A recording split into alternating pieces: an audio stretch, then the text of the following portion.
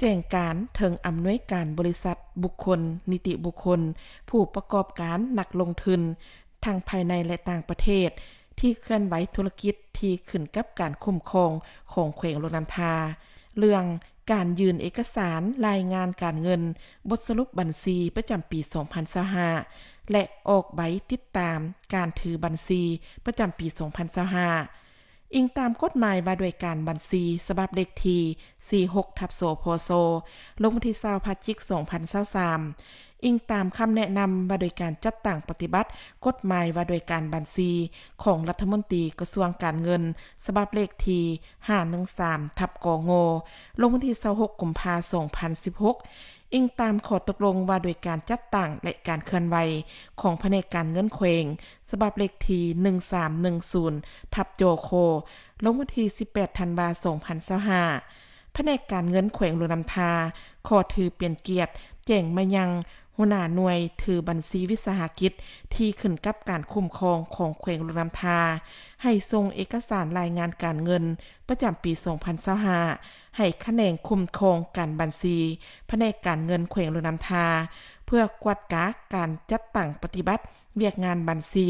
และพิจารณาออกใบติดตามการถือบัญชีให้ถูกต้องตามระเบียบการและทันเวลาซึ่งมีรายละเอียดดังนี้ 1. ให้หัวหน้าถือบัญชีวิสาหกิจสรุปการเคลื่อนไหวการดำเนินธุรกิจของตน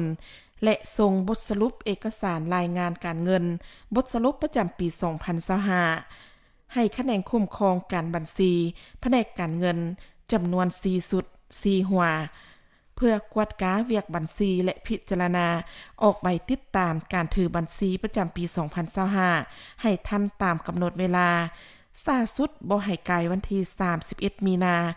2026ส่งหัวหน่วยถือบัญชีวิสาหกิจได้รับแจ้งการฉบับนี้แล้วจงหีบห้อนจัดตั้งปฏิบัติให้ท่วงทันตามกำหนดเวลาหากหัวหน้าวิสาหกิจใดหากส่งเอกสารรายงานการเงินซักซ่าหรือบ่รายงานการเงินตามที่ได้กำหนดในวันที่31มีนา2025แม้นจะได้ปฏิบัติตามมาตรการปรับใหม่ตามบทแนะนำของรัฐมนตรีกระทรวงการเงินฉบับเลขที่531/กงลงวันที่26กุมภาพันธ์2016อย่างเข้มงวด